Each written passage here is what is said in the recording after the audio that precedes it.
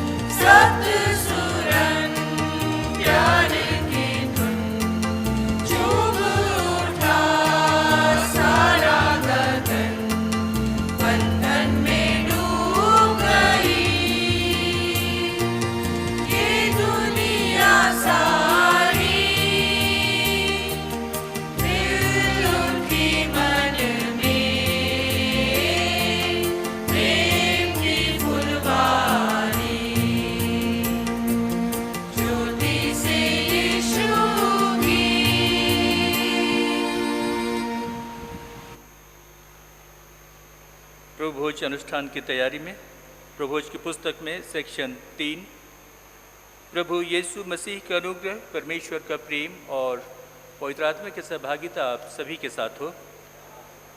Section 4-5 हम एक साथ कहेंगे। सर्वशक्तिमान परमेश्वर, आपके सम्मुख सबके हृदय खुले हैं। आप सबकी अभिलाषाओं को जानते हैं और आपसे कोई भी भेद छुपा नहीं है। अपने पवित्र आत्मा की प्रेरणा से हमारे हृदय के विचारों को शुद्ध कीजिए, ताकि हम आपसे पूर्ण रूप से प्रेम करें और योग्य रीति से आपके पवित्र नाम की स्तुति करें, हमारे प्रभु यीशु मसीह के द्वारा। आमीन। स्वर्ग में परमेश्वर की महिमा और पृथ्वी पर उसके लोगों को शांति।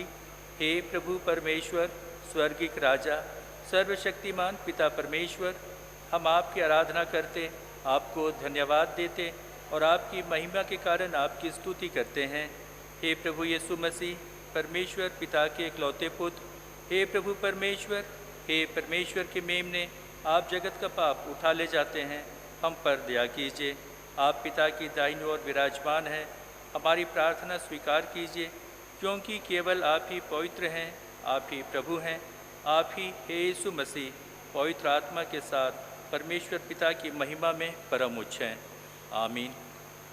आइए हम प्रार्थना करें।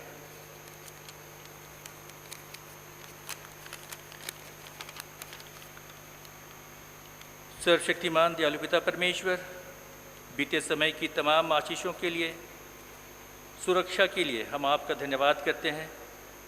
धन्यवाद करते हैं पिता परमेश्वर आज की इस सुंदर सुबह के लिए, जब हम आपके पवित्र भवन में आपकी महिमा करने का एक और अवसर प्राप्त करते हैं। आपके प्रिय पुत्र के पुनरुत्थान की महानता में विश्वास करते हुए आपकी निकटता में आते हैं। पिता परमेश्वर, प्रार्थना करते हैं कि कृपा करके अपने पवित्र आत्मा की अगुवाई में हमारे विश्वास को मजबूत कीजिए, हमारी आशा को बढ़ाइए और आप पर हमारे भरोसे को और भी गहरा कीजिए। आप ये सभी आशीषों को देने वाले हैं। होने दे पिता परमेश्वर की हर एक बातों में, हर एक कठिनाइयों में, हर एक परिस्थितियों में हम आप ही के अनुग्रह में अपना जीवन व्यतीत करें। आपकी स्तुति और प्रशंसा की इस आराधना को हम आपके पवित्र आत्मा की अगुवाई में रखते हैं। होने दे कि हम आपकी आराधना सच्चे हृदय से करें, कि हम सभी पर आपकी आशीष हमेशा की तरह बनी रहे और हमारे मसीही जीवन के द्वारा आप ही के पवित्र नाम की महिमा सभी लोगों में प्रकट हो। यह दीन प्रार्थना हम आपके प्रिय पुत्र यीशु मसीह के मधुर नाम में मांगते हैं। दया से सुन और ग्रहण कर ले। आमीन। आज की विशेष प्रार्थना। हे हमारे उद्धारकर्ता प्रभु परमेश्वर, आपने समस्त संसार को मसीह में स्वयं से मिला लिया है। हमारी सहायता कीजिए कि हम सब लोगों को पाप क्षमा तथा नया जीवन के मुफ्त उपहार के बारे में बता सकें, जिससे वे आपकी संगति में आनंद मनाते हुए आपकी इच्छा और कार्य से आपको प्रसन्न कर सकें। हमारे प्रभु यीशु मसीह के द्वारा, जो आपकी और पवित्र आत्मा के साथ एक परमेश्वर हैं और अब तथा सदा सर्वदा जीवित और राज करते हैं। आमीन। मंडली कृपया पाठ के लिए बैठे।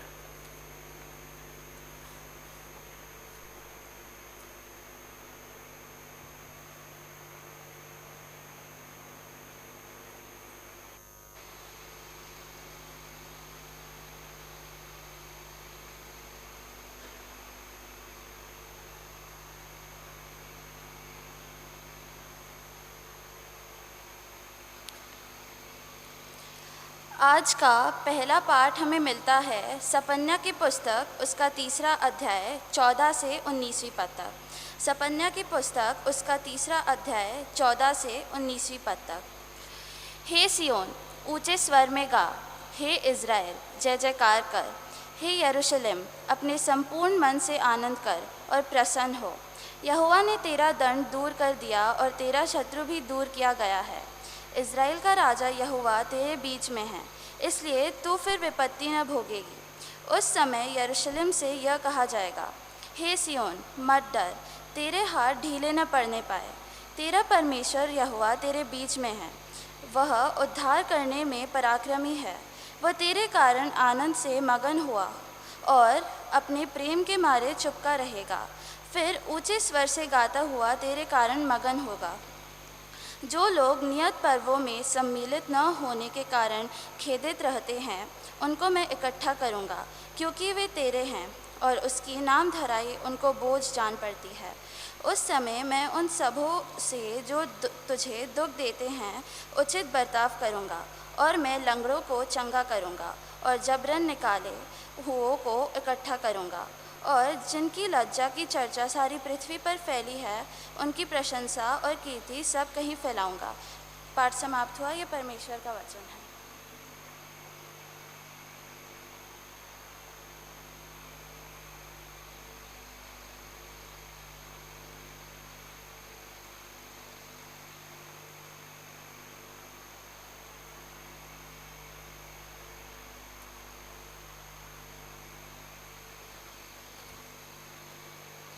आज का भजन संहिता का पाठ, भजन संहिता उसका 6 अध्याय उसकी 1 आयत से लेकर 9 आयत तक। भजन संहिता 6 अध्याय 1 से 9। हे यहोवा, तो मुझे अपना क्रोध में ना डांट और ना जुलजुलाहट में मुझे ताड़ना दे।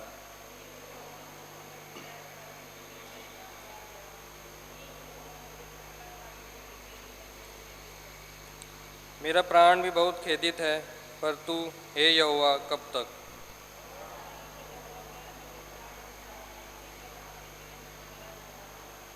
क्योंकि मृत्यु के बाद तेरे स्मरण नहीं होता, अधलोक में कौन तेरा धन्यवाद करेगा?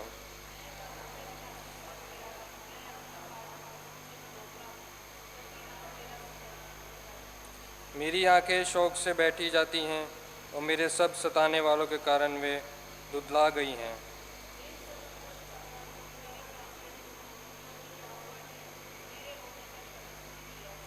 यहोवा ने मेरा गिड़गिड़ाना सुना है, यहोवा मेरी प्रार्थना को ग्रहण भी करेगा। ये परमेश्वर का वचन है।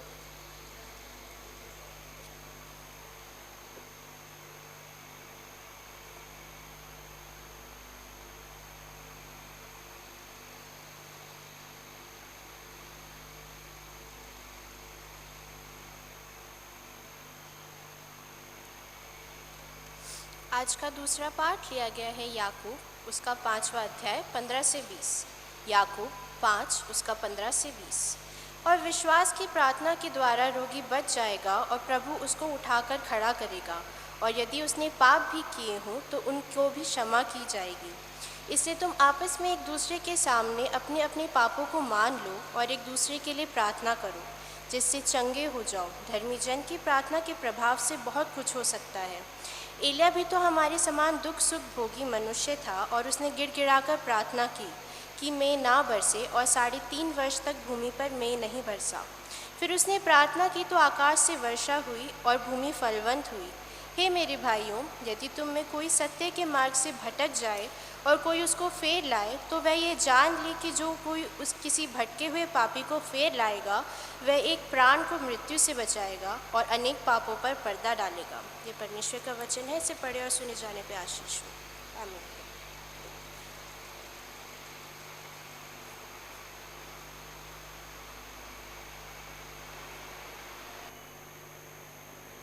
शुभ संदेश के पढ़े जाने और उस पर मनन करने के पहले हम गीत गाएंगे। गीत संख्या 686 686, तेरी आराधना करूं, पाप क्षमा कर जीवन दे दे, दया की याचना करूं। 686।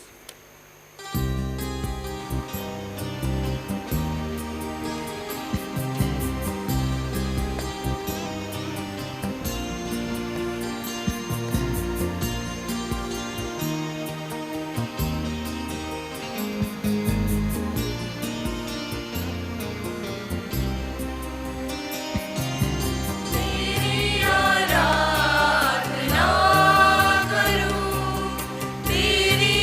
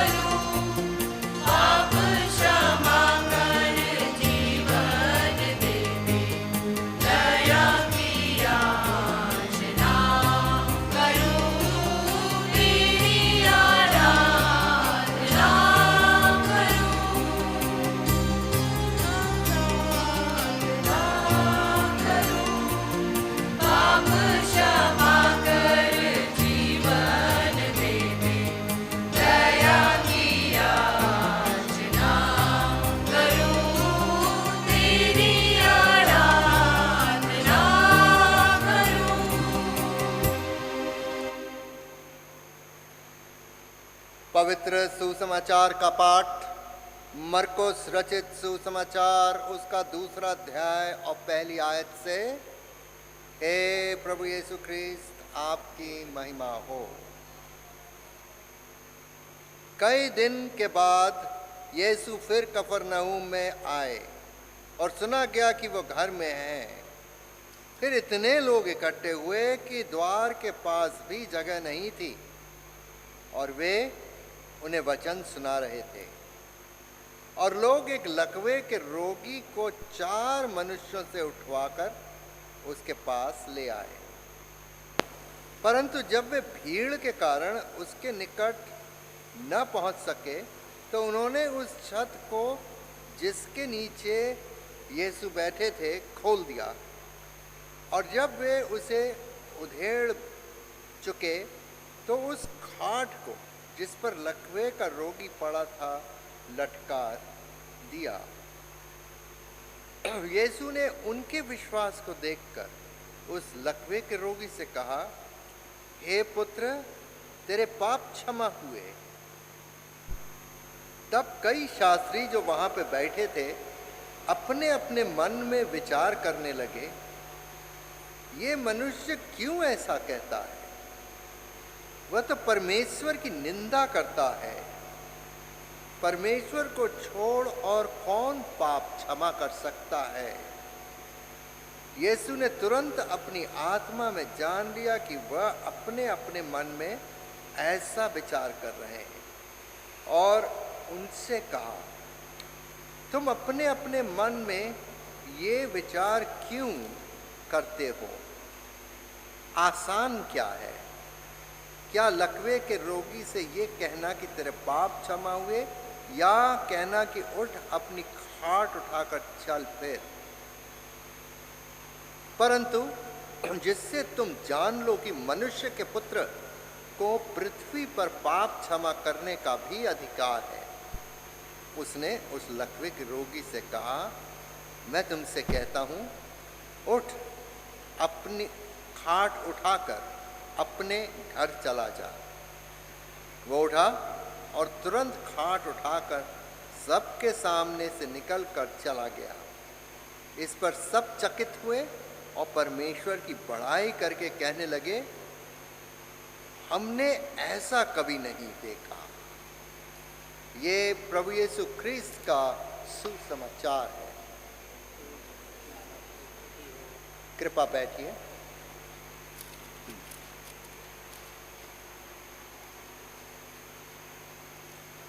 प्रभु के वचन पर ध्यान करें और इससे पहले हम प्रार्थना करें।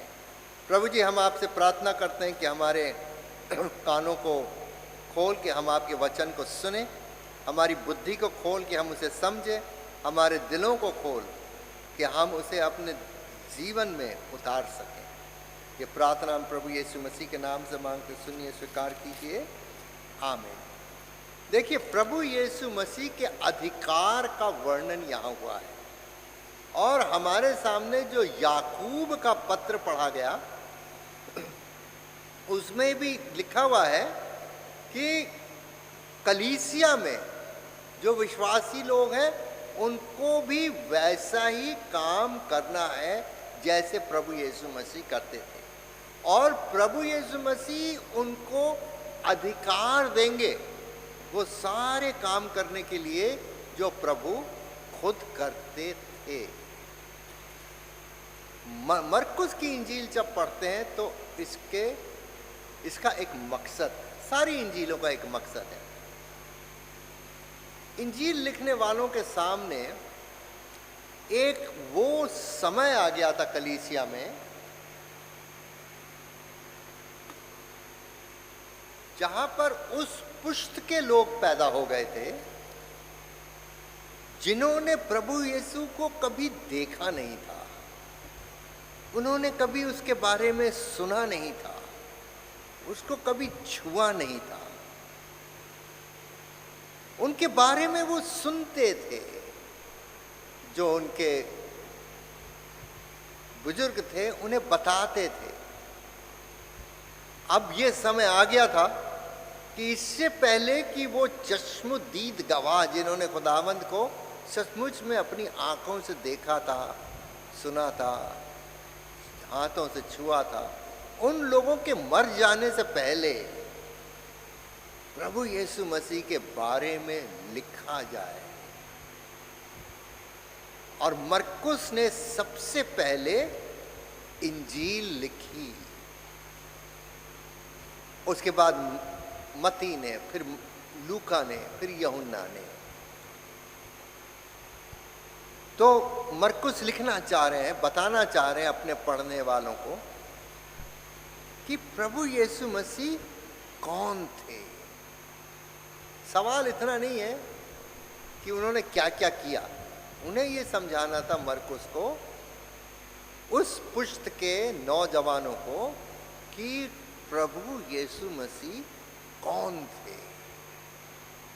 और प्रभु यीशु मसीह को समझने के लिए उनके कामों को समझना जरूरी है। तो आज भी हम ऐसे ज़माने में रह रहे हैं, हम लोग सब 2000 साल बीत चुके हैं। 2000 साल बहुत बड़ा टाइम होता है। हमने जो कुछ भी प्रभु के बारे में सुना है और सीखा है, हमने कभी अपने आँखों से प्रभु को नहीं देखा, हमने कभी कानों से उसको नहीं सुना, हमने कभी उसको अपने उंगलियों से छुआ नहीं। हमें जैसा बताया जाता है हम उस पर क्या करते हैं, विश्वास करते हैं। तो मरकुस ये बताना चाह रहे थे लोगों को, ये सवाल उनके सामने ये था, प्रभु यीशु कौन है। लेकिन एक चीज भेद की है, अगर हम अपने दिमाग से ये सोचते रहें कि प्रभु को जब तक हम अपने दिमाग से नहीं समझ लेंगे तब तक हम विश्वास नहीं करेंगे। लेकिन आध्यात्मिकता का भेद है कि पहले तुम विश्वास करो और प्रभु के बारे में जो कुछ भी जानते हो तुम उससे पहले प्यार करना सीखो। जब प्रभु पर विश्वास करो और उसके ऊपर प्यार करो तो अपने आप ही दूसरी चीजें समझ में आने लगेंगी। हमारी दुनिया में क्या होता है, हम लोग अक्सर उल्टा चलते हैं। हम पहले समझने की कोशिश करते हैं और उसके बाद विश्वास लाने की कोशिश करते हैं। देखिए, मान लीजिए आपके पास कुछ धन है, पूंजी है, पैसा है, आप उसको मार्केट में या कहीं लगाना चाहते हैं ताकि धन और हो। तो आपने सोचा कि हम म्यूचुअल फंड में इसको लगा देंगे और उसके बाद जो है कुछ हमें नफा मिल जाएगा। लेकिन अगर आप पहले ही सोचने लगे म्यूचुअल फंड क्या है, इसके फायदे और नुकसान क्या है, अब फायदे और नुकसान के बीच में फिर हम देखें हमें कहीं नुकसान हो गया तो क्या होगा, नुकसान भी हो सकता है, और हमारे पैसे डूब गए तो क्या होगा। तो हम इसी झंझट उलझन में कभी भी अपने पैसे इन्वेस्ट नहीं करेंगे। हम वो पूंजी को अपने पास ही दबाए रखेंगे और यही सोचते रहेंगे कि ये पूंजी जो मेरे पास है मैं म्यूचुअल फंड में लगाऊंगा, नुकसान होगा फायदा होगा। एक दिन आपको लगेगा बड़ा फायदा हो जाएगा मुझे, उसने भी लगाया, उसने भी लगाया, उसने भी लगाया, फायदा हो गया, मैं भी लगा दूँ। लगाने से पहले दूसरे दिन फिर आप सोचेंगे उसको भी नुकसान हो गया, उसको भी मुझे ना नुकसान हो जाए। जो उधेड़ बुंद में आपका धन आपके ही पास रह जाएगा और कोई विकास नहीं होगा। आप विश्वास करके म्यूचुअल फंड में कुछ पैसे लगा दो और उसके बाद देखो क्या होता है। प्रभु ने भी यही कहा है, अगर मेरे पीछे तुम्हें चलना है तो तुम्हें क्या करना है, विश्वास करना है, तो तुम्हें चंगाई मिलेगी, तुम्हें बरकत मिलेगी। लेकिन प्रभु ने यह भी कहा, जो कोई मेरे पीछे चलना चाहे वो अपने को त्यागे और क्रूस उठाए और मेरे पीछे चले। तो नुकसान भी होगा, दोनों ही चीज़ें हैं। लेकिन अगर आप अपने जीवन को अपने पास ही बैठ के रखे रहें और कहें प्रभु को हम नहीं समर्पित जीवन नहीं व्यतीत कर सकते, फायदा नुकसान, तो कहीं नहीं पहुंचेंगे, कहीं के नहीं रहेंगे, हम वैसे ही बैठे रह जाएंगे और पूंजी हमारी बढ़ेगी नहीं। जीवन में रिस्क लेना पड़ता है, और जब पूंजी को हम लगा के म्यूचुअल फंड में रिस्क लेते हैं तो नफ़ा भी होता है, मज़ा भी आता है, और देखते हैं कि पैसे का कमाल मार्केट में क्या है। ये तो मैंने दुनियावी उदाहरण दिया, लेकिन आध्यात्मिक रूप से सबसे पहले आप विश्वास करो प्रभु पे, फिर उसके ऊपर उससे प्रेम करो, और धीरे धीरे सब समझ में आने लगेगा। अब हमारे पास जो इंजील का हिस्सा मरकुस, उसके दूसरा अध्याय में मरकुस यही सब जाने मांग रहे हैं उस ज़माने के नौजवानों के लिए जो कलीसिया में थी, जिन्होंने प्रभु को कभी नहीं देखा था। और वो ये कहानी बताते हैं कि प्रभु को इतने लोग देखने आते थे कि उनके घर में, कफरनहूम शहर जो था, कस्बा जो था, उसमें जहाँ वो रहते थे, शायद वो संत पतरस का घर था, तो पतरस के घर में वो रहते थे, तो उन जगह नहीं होती थी बैठने की, लोग बाहर तक खड़े रहते थे प्रभु का उपदेश सुनने के लिए। और वहाँ पे वो क्या कह रहा है कि 4 लोग एक लकवे के मरीज को, जिसके हाथ पैर कुछ नहीं चल रहे थे, पैरालिटिक आदमी था, उसे उठा के ले आए, और वो अंदर नहीं घुस पा रहे हैं क्योंकि इतने लोग खड़े हुए हैं, वो जगह देने को नहीं तैयार। तो उन्होंने क्या कि छत के ऊपर चढ़ गए और छत उन्होंने हटा दी। वो उस समय की छत जो होगी फर्क किस्म की छत थी, ऐसी कंक्रीट वगैरह की नहीं थी। आम लोगों के घर टाइल्स होते थे, छप्पर से बनाते थे, तो वो सब उन्होंने हटा दी, और उसके जो पलंग था उसको रस्सियों से प्रभु के सामने डाल दिया। देखिए, ये जो लोग थे उन्होंने विश्वास किया, उनके पास कोई किताब नहीं थी पढ़ने के लिए कि प्रभु क्या है, कौन है। वो लोग जो थे, मरकुस कहता है, उन लोगों ने सिर्फ विश्वास किया, उन्होंने सुना और विश्वास किया कि प्रभु यीशु मसीह इस लकवे के इंसान का भला कर सकते हैं, और विश्वास करके उन्होंने उस पलंग को छत तोड़ के नीचे, छत खोल के और नीचे उतार दिया। देखिए, सारी दुनिया जो है विश्वास पे चलती है, और विश्वास का सिद्धांत जो है बाइबल में बहुत ज्यादा है। तर्क से पहले, लॉजिक से पहले विश्वास करो। और जब उन्होंने ये विश्वास करके प्रभु को, वो लकवे के मरीज को प्रभु के सामने उठाया, तो प्रभु ने उन लोगों का विश्वास देखा जो उस मरीज को उसके पास लाए थे, और प्रभु ने उसको एक बड़ा आसान चीज बताई। उससे बोला, बेटा तुम्हारे पाप क्षमा हुए। उसके बाद जो धार्मिक लोग होते हैं, प्रभु यीशु मसीह की लड़ाई कभी किसी के साथ नहीं रहती थी, झगड़ा करने वाले सिर्फ धार्मिक लोग थे। आज भी जो प्रभु को ग्रहण जो कर लेते हैं, तो पापी लोग ज्यादा आसानी से करते हैं, क्योंकि उनको मदद की जरूरत है। उन्हें एहसास है कि हमारे दोष भावना से और हमारे शर्म से अगर कोई आज़ादी दे सकता है तो प्रभु यीशु दे सकते हैं, उसे ग्रहण करते हैं। लेकिन जो बड़े धार्मिक लोग होते हैं, वो प्रभु को ग्रहण करने में बड़ी जिद्दोजहद करते हैं। वो 10 बार सोचते रहेंगे ये सही है कि गलत है। तो ऐसे ही ये यहाँ पे यहूदी, ये जो शास्त्री लोग थे, उन्होंने कहा भाई ये क्या बात कर रहा है, इंसान के पाप तो सिर्फ परमेश्वर क्षमा कर सकता है, और ये इंसान वो बात कर रहा है जो परमेश्वर को, ये अपने आप को परमेश्वर के बराबर बना रहा है, ये तो ठीक नहीं।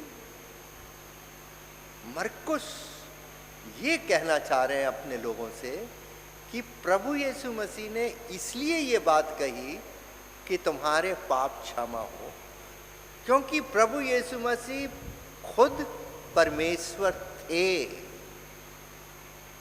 हम अपने इंडियन फिलॉसफी में उसे कहते हैं अवतार लेना। प्रभु यीशु मसीह परमेश्वर के अवतार थे, वो परमेश्वर थे। वो परमेश्वर जो थे प्रकट नहीं हुए, लेकिन वो थोड़े अवतारों से फर्क थे। वो प्रकट नहीं हुए बल्कि उन्होंने मनुष्य के तन को धारण कर लिया और हमारे जैसे बन गए।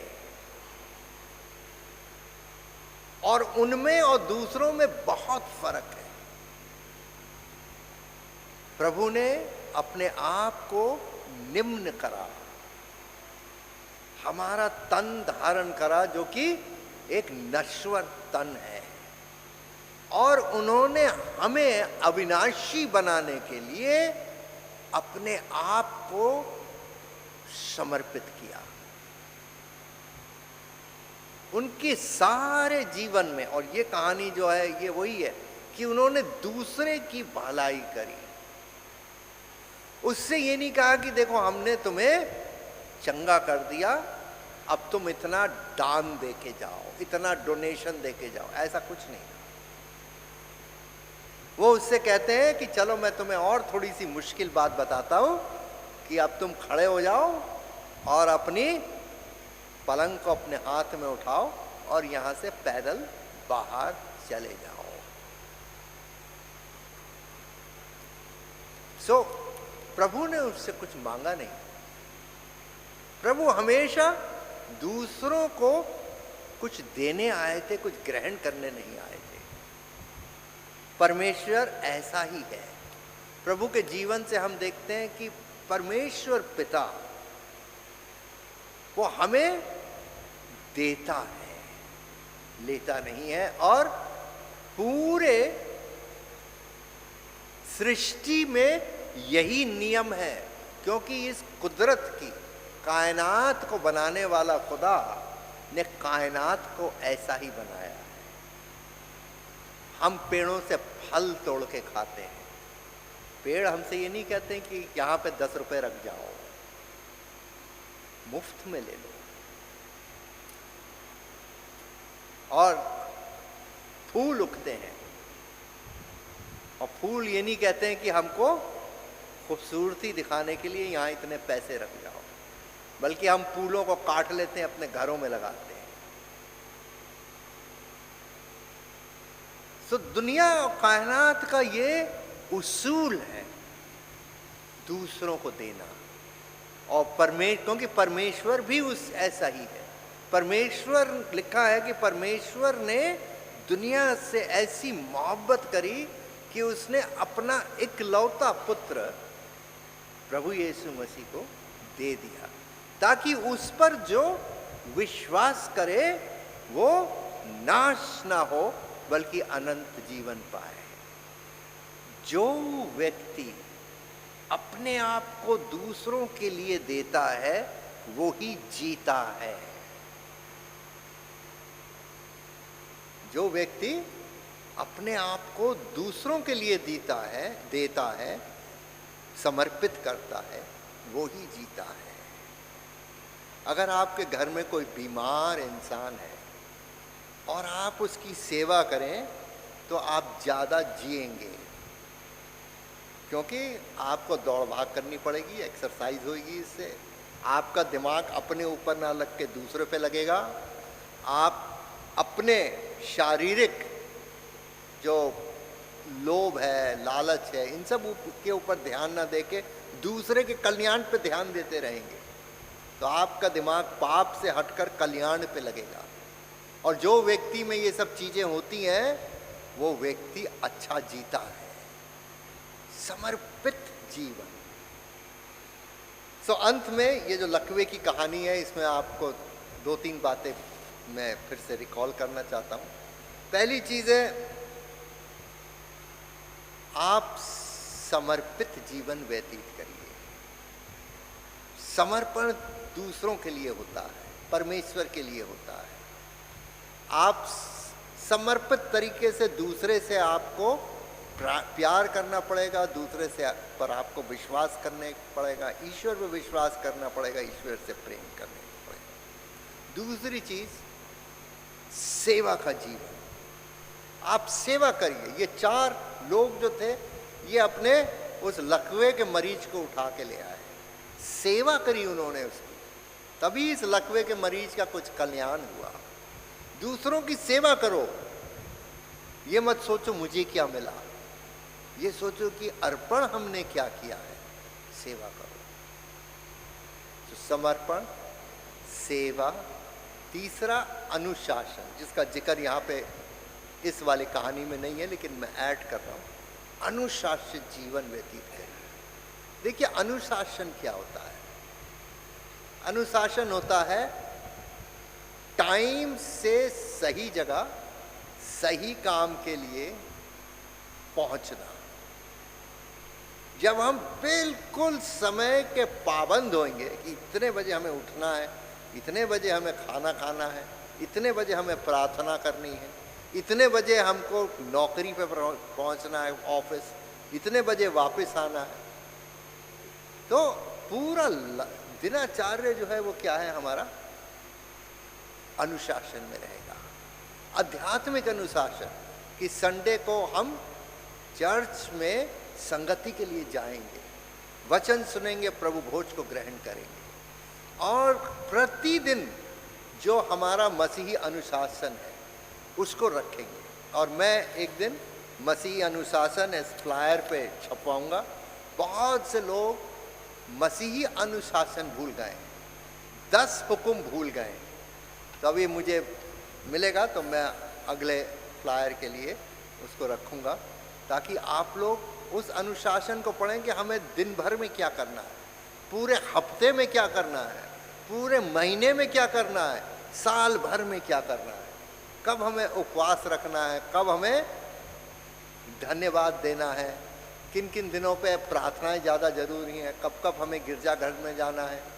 तो ये सारी चीज़ें जो है, बाइबल का अध्ययन कैसे करना है, ये सारी चीज़ें हमारे आध्यात्मिक जीवन से अनुशासन में आती हैं। समर्पण, समर्पित जीवन व्यतीत करिए, सेवा करिए और अनुशासन में रहिए। प्रभु आप लोग सबको बहुत आशीष दे। हम प्रार्थना करें।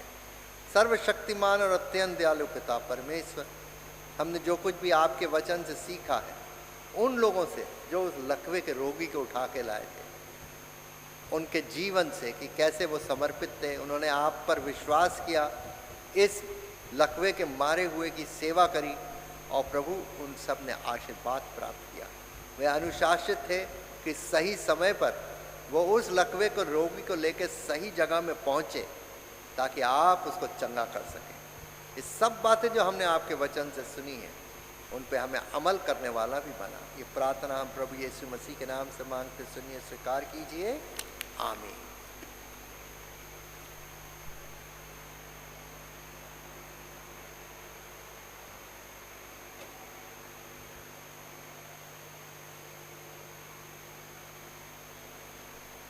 हमने परमेश्वर के वचन को सुना है और आशीष पाई है। हम प्रार्थना करें कि हमें लकवाग्रस्त जिंदगी से चंगाई प्राप्त हो। आइए अब हम अपने विश्वास का अंगीकार करें, जो हमारे प्रभुज की पुस्तक 122 पेज पे है। हम नीकिया के विश्वास वचन एक साथ कहेंगे। हम एक परमेश्वर सर्वशक्तिमान पिता पर विश्वास करते हैं। वह स्वर्ग और पृथ्वी का और समस्त दृश्य व अदृश्य वस्तुओं का करता है। हम एक प्रभु यीशु मसीह पर विश्वास करते हैं। वह परमेश्वर से इकलौता पुत्र, सब युगों से पहले पिता से उत्पन्न, परमेश्वर से परमेश्वर, ज्योति से ज्योति, सत्य परमेश्वर से सत्य परमेश्वर, कृत नहीं वरन उत्पन्न है। उनका और पिता का तत्व एक है। उन्हीं के द्वारा सब वस्तुएं बनी। हम मनुष्यों के लिए और हमारे उद्धार के निमित्त वह स्वर्ग से उतर आए। पवित्र आत्मा की सामर्थ्य से वह कुमारी मरियम से जन्मे और मनुष्य बने। पोंतियुस पिलातुस के शासन में वह हमारे लिए क्रूस पर चढ़ाए गए। उन्होंने दुख भोगा, वह मरे और गाड़े गए। पवित्र शास्त्र कथन के अनुसार वह तीसरे दिन जी उठे। वह स्वर्ग पर चढ़ गए और पिता की दाहिनी ओर विराजमान हुए। वह जीवितों और मृतकों का न्याय करने के लिए महिमा के साथ फिर आएंगे और उनके राज का कभी अंत न होगा। हम पवित्र आत्मा पर विश्वास करते हैं, वह प्रभु और जीवन दाता है। वह पिता और पुत्र से निकलता है, पिता और पुत्र के साथ उसकी आराधना और स्तुति की जाती है। वह नबियों के द्वारा बोला, हम एक पवित्र सार्वलौकिक और प्रेरित कलीसिया पर विश्वास करते हैं। हम पापों की क्षमा के लिए एक बपतिस्मे को मानते हैं। हम मृतकों के पुनरुत्थान की और आने वाले युग के जीवन की प्रतीक्षा करते हैं। आमीन।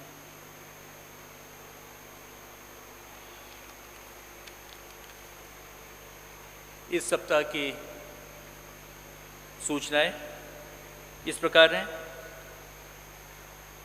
हम सभी उन लोगों का धन्यवाद करते हैं जिन्होंने कल अर्थात 8 जून को फास्टिंग प्रेयर में शामिल हुए थे। परमेश्वर उनके द्वारा की गई प्रार्थनाओं पे बहुतायत से अपनी आशीष दे।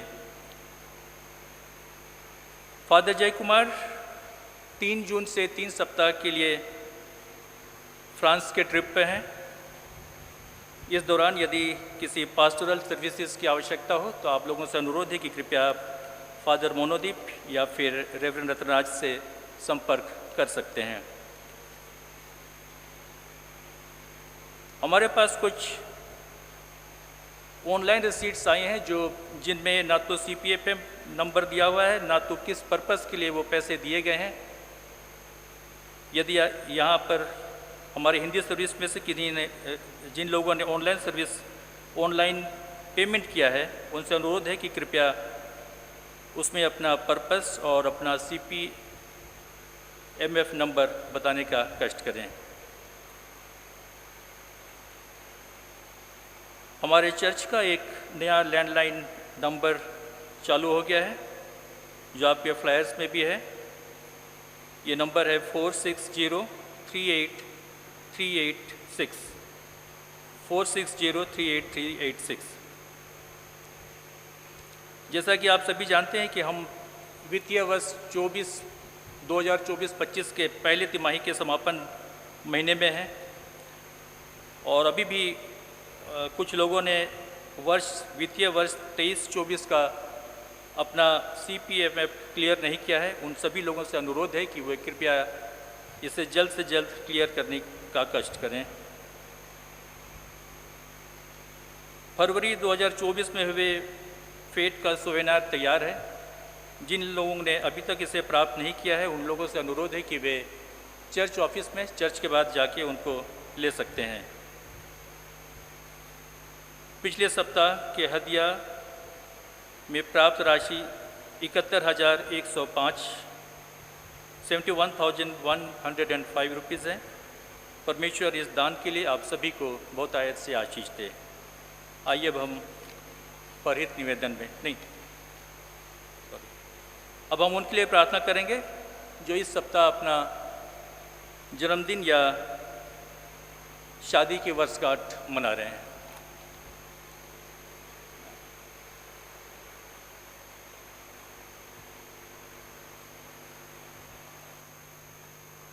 कोई ऐसा व्यक्ति यहाँ उपस्थित है जो इस सप्ताह अपने जीवन में प्रभु के लिए आशीर्वाद देना चाहता है तो हम आपसे निवेदन करें, आप खड़े हो जाएं, हम आपके लिए प्रार्थना करेंगे।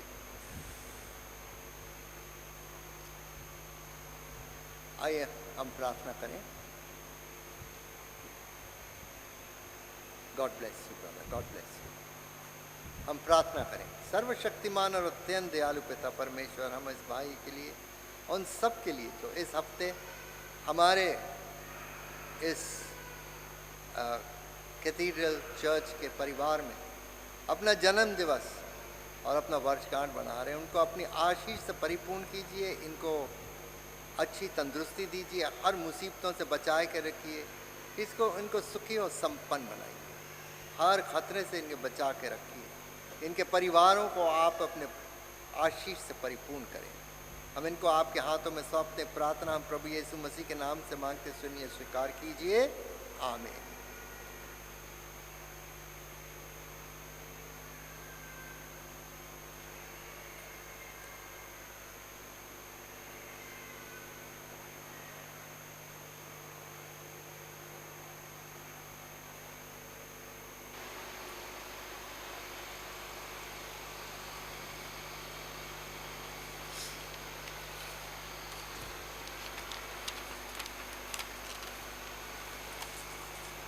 आए हम अपने समर्थन में प्रभु यीशु के निरंतर संपूर्ण मानव परिवार के लिए प्रार्थना में शामिल हों। हे दयावान प्रभु, हमारी प्रार्थना सुनिए। हे प्रभु, जबकि हम यूक्रेन रूस संघर्ष और गाज़ा के युद्ध पीड़ितों के साथ खड़े हैं, हम अफ्रीका और दुनिया भर के कम ज्ञात संघर्ष क्षेत्रों के युद्ध पीड़ितों के लिए भी प्रार्थना करते हैं।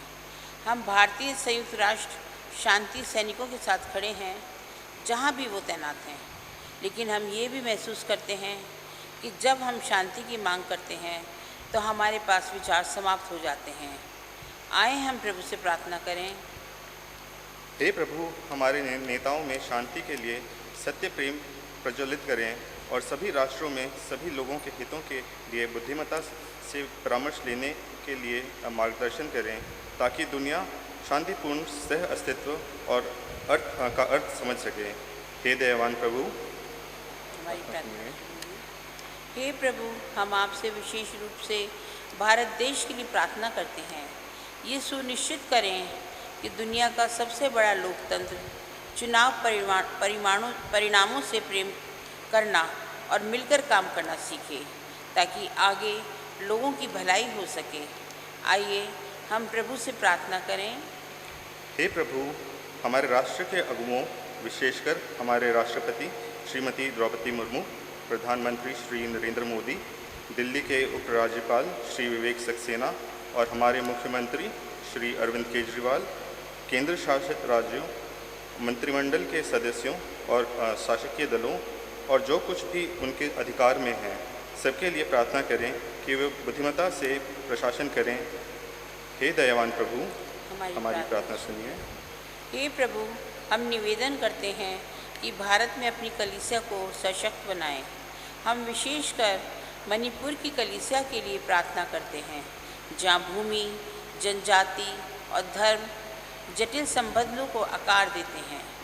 आए हम प्रभु से प्रार्थना करें। हे प्रभु, आपके सेवक विजय, हमारे मॉडरेटर, रूबेन, दक्षिण भारत के कलीसिया के मॉडरेटर, थियोडोसिस, मार्थोमा कलीसिया के मेट्रोपॉलिटन और डॉक्टर पॉल, हमारे बिशप, और आपके सभी धर्म सेवकों, हमारी कलीसिया के पासवान डॉक्टर मोनदीप डेनियल, रतनराज तथा जय कुमार, इन सब के लिए प्रार्थना करें कि वे आपकी कलीसिया की सेवा और अपने वचन के उत्तम उदाहरण के साथ सेवा करें। हे दयावान प्रभु, हमारी प्रार्थना सुनिए। हे प्रभु, इस धरती को सजोने में हमारी मदद कीजिए। भले ही हमारा अपना शहर सभी के लिए एक भट्टी बन गया है, जो ग्लोबल वार्मिंग और जलवायु परिवर्तन के खतरों का एक घातक उदाहरण है। आए हम प्रभु से प्रार्थना करें। हे प्रभु, उन्हें आशा दीजिए जो पीड़ा में हैं, निर्धन, भूखे, दलित और शोषित बेरोजगार हैं, जो दुख में हैं अथवा मरणासन हैं, जो उनकी सेवा करते हैं, उन्हें सामर्थ्य दीजिए, उन्हें सुरक्षित रखिए। जो लोग ज़रूरतमंदों की देखभाल करते हैं, अपनी कलीसिया में उन युवाओं के लिए प्रार्थना करते हैं जो कॉलेज प्रवेश की परीक्षा आरंभ करते हैं, ताकि वह अपने भविष्य के लिए अच्छे निर्णय ले सकें। हे दयावान प्रभु, हमारी प्रार्थना सुनिए। हम अपनी प्रार्थनाओं में बीमारों के लिए निवेदन करें। हे प्रभु, उन सब लोगों को जो शरीर, मन या आत्मा में पीड़ित हैं, सबल कीजिए और उन्हें संभालिए। हम विशेषकर अपनी कलीसिया के बीमारों के लिए प्रार्थना करें।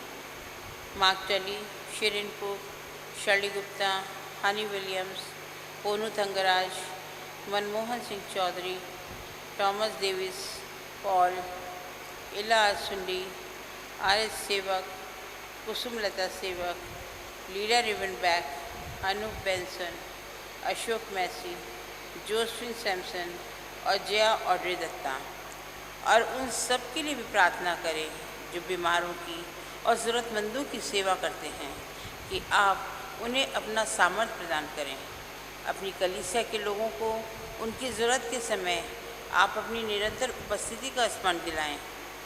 आए हम प्रभु से प्रार्थना करें। हम आपके सम्मुख अपनी कलीसिया के उन सभी लोगों को स्नेह और दुख के साथ स्मरण करते हैं जो अब हमारे मध्य नहीं हैं। हम प्रार्थना करते हैं कि उनके साथ और सभी संतों के साथ हम आपके राज्य के अनंत आनंद के सहभागी हो सकें। आए हम प्रार्थना में सम्मिलित हों। हे स्वर्गीय पिता, अपने राज्य को शीघ्र प्रकट कीजिए और हमारे इन प्रार्थनाओं को सुनिए, जो आपके पुत्र हमारे प्रभु उद्धारकर्ता यीशु मसीह के नाम से स्वीकार कीजिए। आमीन।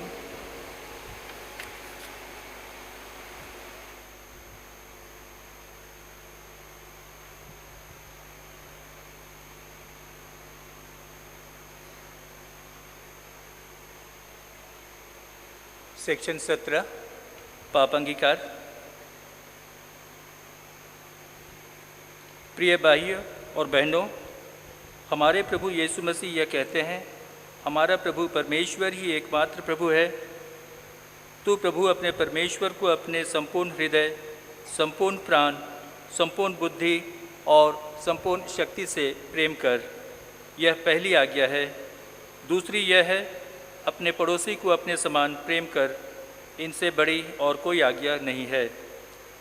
परमेश्वर ने संसार से ऐसा प्रेम किया कि उसने अपना इकलौता पुत्र यीशु मसीह दे दिया कि वह हमें पापों से बचाए, स्वर्ग में हमारे लिए निवेदन करें और हमें शाश्वत जीवन में पहुंचाए।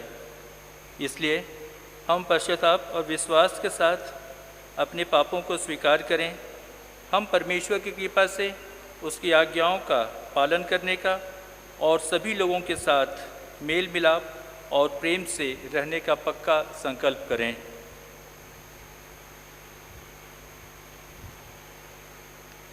सेक्शन 19 हम एक साथ कहेंगे। हे सर्वशक्तिमान परमेश्वर, हमारे स्वर्गीय पिता, हमने मन, वचन और कर्म से आपके विरुद्ध और एक दूसरे के विरुद्ध पाप किया है। हमने अपनी अज्ञानता और दुर्बलता के कारण और जानबूझकर भी बुराई की है और भलाई करने में असफल रहे हैं। इन सब पापों के लिए हम सचमुच दुखी हैं और अंतःकरण से पश्चाताप करते हैं। आपके पुत्र यीशु मसीह ने हमारे लिए अपने प्राण दिए। उन्हीं के कारण हमने जो पाप किए हैं उनको क्षमा कीजिए और यह वर दीजिए कि भविष्य में हम नया जीवन पाकर सदा आपकी सेवा करें, ताकि आपके पवित्र नाम की महिमा हो। आमीन।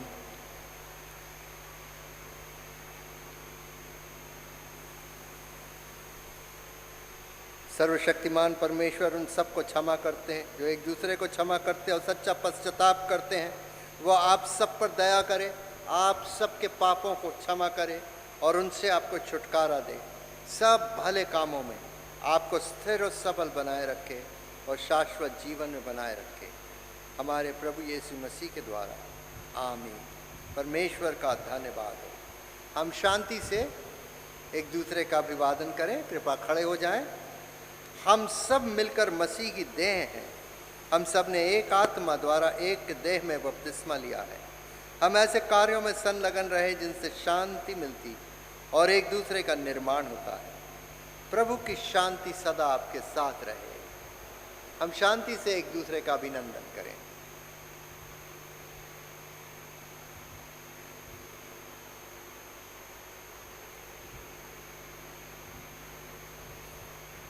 प्रभु भोज की तैयारी में प्रभु के मेज के पास जाने के पहले हम गीत गाएंगे।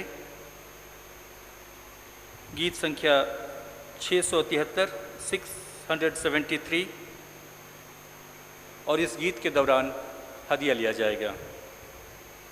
गीत संख्या 673 आज का दिन यहोवा ने बनाया है, इसमें हम आनंदित हों।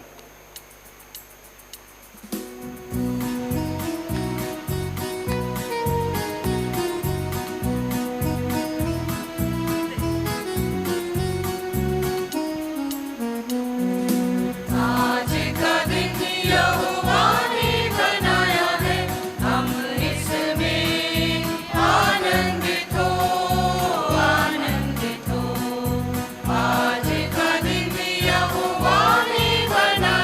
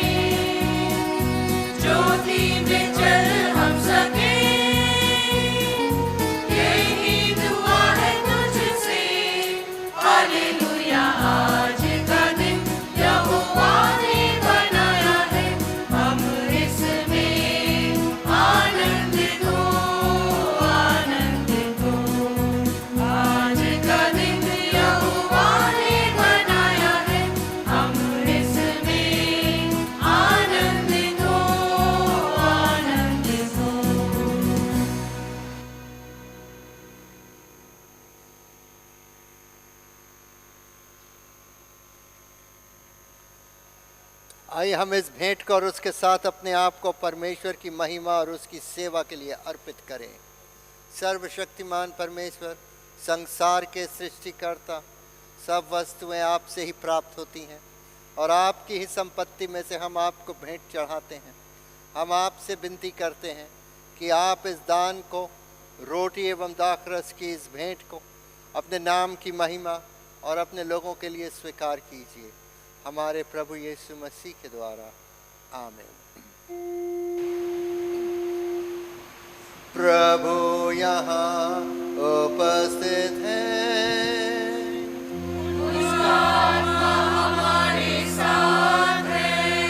अपना हृदय प्रभु में लगाओ। हम उसको प्रभु में लगाते हैं। हम अपने प्रभु परमेश्वर को धन्यवाद दें। उनका धन्यवाद और स्तुति करना उचित है। हे पवित्र पिता, स्वर्गिक राजा, सर्वशक्तिमान और शाश्वत परमेश्वर, यह उचित ही नहीं वरन हमारा कर्तव्य और आनंद भी है कि हम हर समय और हर जगह आपके इकलौते पुत्र हमारे प्रभु यीशु मसीह के द्वारा आपको धन्यवाद दें और आपकी स्तुति करें। वही आपका सत्य और जीवित वचन है। उसी के द्वारा आपने आदि से सब वस्तुओं की सृष्टि की और हमें अपने स्वरूप में है बनाया। उसी के द्वारा आप इस संसार में आने वाले प्रत्येक व्यक्ति को ज्ञान से प्रकाशित करते हैं। आपने युग युग में नबियों और विद्वानों को नियुक्त किया कि वह हमें आपका मार्ग दिखावे। उसी के द्वारा आपने हमें पाप के बंधन से मुक्त किया है। आपने उसे दे दिया कि वो हमारे लिए मनुष्य बने, क्रूस पर अपने प्राण दे और मृतकों में से फिर जी उठे। उसी के द्वारा आप अपना पवित्र एवं जीवनदायक आत्मा हमें प्रदान करते हैं, जिससे हम आपकी संतान बने और आपकी नई सृष्टि के प्रथम फल हो। इसीलिए संतों और स्वर्गदूतों के साथ जो आपके सिंहासन के सामने निरंतर आपकी स्तुति करते हैं, हम भी आपके नाम की महिमा का गान करते हैं और ये कहकर आपकी सराहना करते हैं, पवित्र है, पवित्र है, पवित्र है प्रभु, प्रतापी और सर्व सामर्थी परमेश्वर, स्वर्ग और पृथ्वी आपके ऐश्वर्य से परिपूर्ण है। परम धाम में होशाना।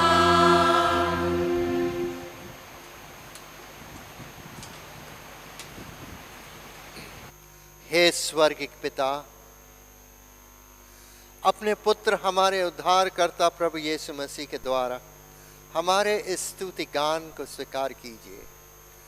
हमें जो अब उनके नमूने पर चलते और उनकी आज्ञा का पालन करते हैं, ये वर दीजिए कि आपके आत्मा की शक्ति से रोटी और दाखरस की ये भेंट हमारे लिए उनकी देह और रक्त हो, जो हमारे लिए मरे और जी उठे। जिस रात प्रभु यीशु पकड़वाए गए, उन्होंने रोटी ली और आपको धन्यवाद देकर उनको देकर तोड़ी और दी और कहा, लो खाओ, ये मेरी देह है जो तुम्हारे लिए दी जा रही है। मेरी स्मृति में ऐसा ही किया करो।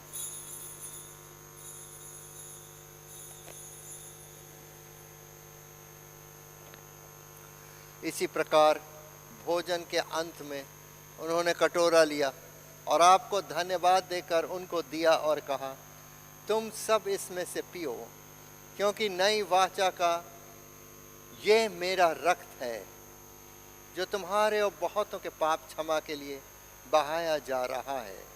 तुम जब कभी इसे पियो तो मेरी स्मृति में ऐसा ही किया करो।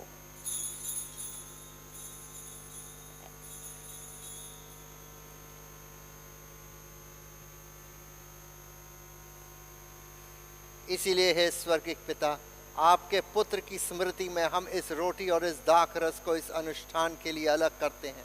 हम उसके क्रूस पर एक ही बार अर्पित सिद्ध बलिदान को, उसके मृतकों में से पुनरुत्थान को और स्वर्ग में उसके आरोहण को आनंद से मनाते और घोषित करते हैं, और हम उसके महिमा सहित आने की प्रतीक्षा करते हैं।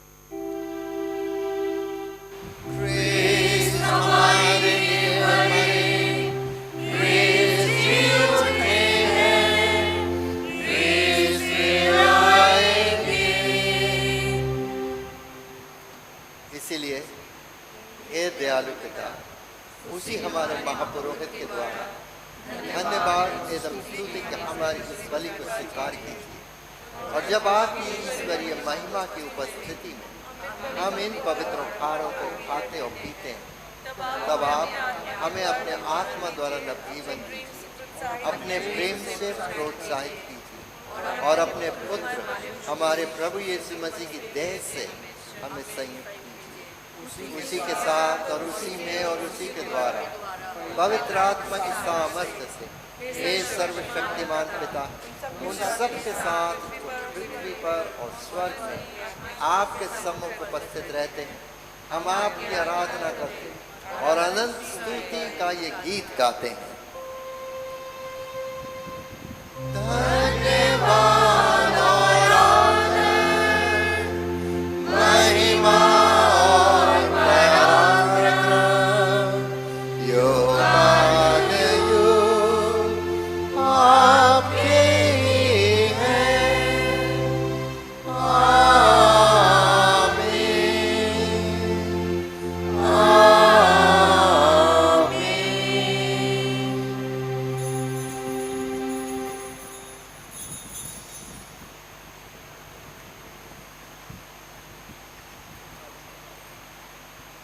हम मसीह की देह में सहभागी होने से पहले इस रोटी को तोड़ते हैं।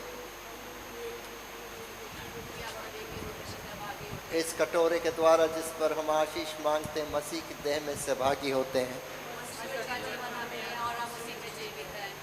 जिस प्रकार हमारे उद्धारकर्ता मसीह ने हमें सिखाया है, हम प्रार्थना करते हैं।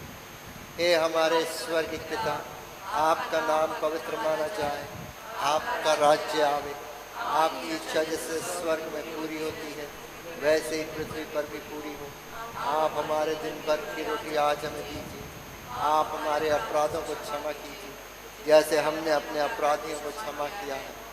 आप हमें परीक्षा में मत डालिए परंतु बुराई से बचा लीजिए, क्योंकि राज, पराक्रम और महिमा अब और सदा सर्वदा आपके ही हैं। आमीन। हम अपने आप को इस सैक्रेमेंट को लेने के लिए तैयार करें, और आप मुझ पापी के लिए भी प्रार्थना करें कि प्रभु मेरे कमजोरियों का कोई लेखा ना ले, बल्कि मेरे अपराधों को क्षमा करके मुझे ग्रहण योग्य बनाए। इसीलिए मेरे भाइयों बहनों, आप मेरे साथ मिलकर प्रार्थना करें। हे दयामय प्रभु, हम अपनी धार्मिकता पर नहीं परंतु आपकी बड़ी और बहुविध दया पर भरोसा करके आपकी इस मेज के पास आने का साहस करते हैं। हम तो इस योग्य भी नहीं कि जो चूर चार आपकी मेज पर से गिरते हैं उन्हें चुने, पर आप वही प्रभु हैं जिनका स्वभाव सदा दया करना है। इसलिए हे कृपालु प्रभु, हमको ये वर दीजिए कि आपके प्रिय पुत्र यीशु मसीह की देह और रक्त को हम ऐसा ग्रहण करें कि हमारी देह और आत्मा जो पाप से अशुद्ध हो गई हैं, उनकी अमूल्य देह और रक्त से शुद्ध हो जाए, और हम उनमें और वो हम में सदा सर्वदा निवास करें। आमीन। धन्य है वे जो प्रभु के नाम में आता है, परम धाम में होसैना। हे यीशु परमेश्वर के मेमने, हम पर दया कीजिए। हे यीशु हमारे पापों का बोझ उठाने वाले, हम पर दया कीजिए। हे यीशु संसार के मुक्तिदाता, हमें अपनी शांति प्रदान कीजिए।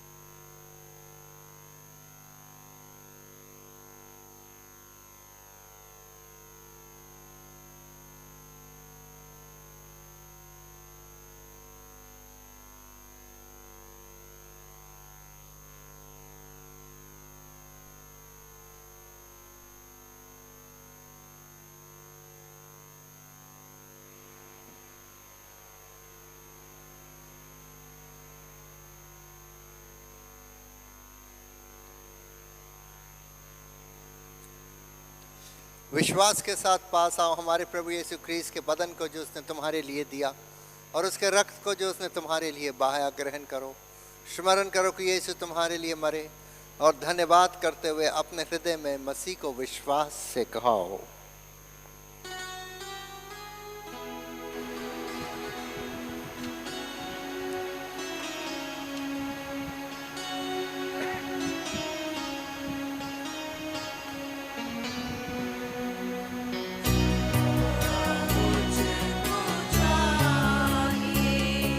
सहारा दे मुझे खुदा, सहारा मुझको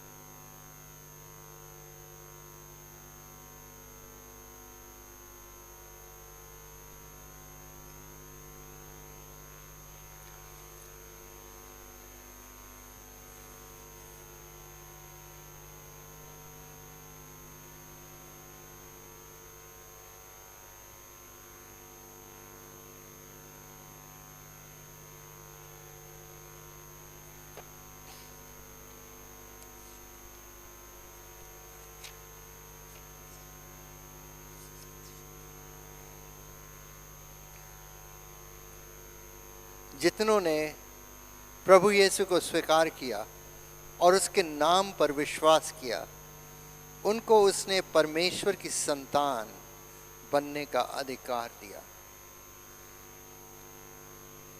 हमने इस सैक्रमेंट को विश्वास के साथ ग्रहण किया, इसलिए हम परमेश्वर को धन्यवाद दें। हे सर्वशक्तिमान परमेश्वर, हम आपको धन्यवाद देते हैं कि आपने अपने पुत्र यीशु मसीह की देह और रक्त के आत्मिक भोजन से हमें तृप्त किया। हम उन्हीं के द्वारा अपने आप को जीवित बलिदान होने के लिए आपके सम्मुख अर्पित करते हैं। ये वर दीजिए कि हम आपके पवित्र आत्मा की सामर्थ्य से परिपूर्ण होकर यहाँ से विदा हों और अपने जीवन तथा सेवा के द्वारा हर समय आपकी महिमा प्रकट करें। आमीन। परमेश्वर की शांति जो सारी समझ से परे है, परमेश्वर के और उसके पुत्र हमारे प्रभु यीशु मसीह के ज्ञान और प्रेम में आपके हृदय और विचारों को सुरक्षित रखे, और सर्वशक्तिमान परमेश्वर पिता और पुत्र और पवित्र आत्मा की आशीष आप पर हो और आपके साथ सदा सर्वदा रहे। आमीन।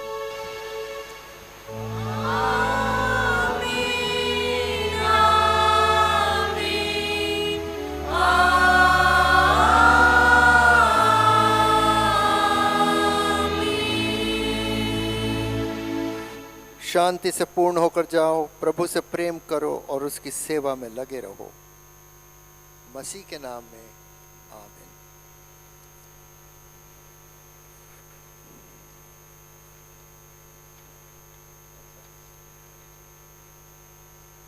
हम अपना भजन का अंतिम गीत गाएंगे, नंबर 843।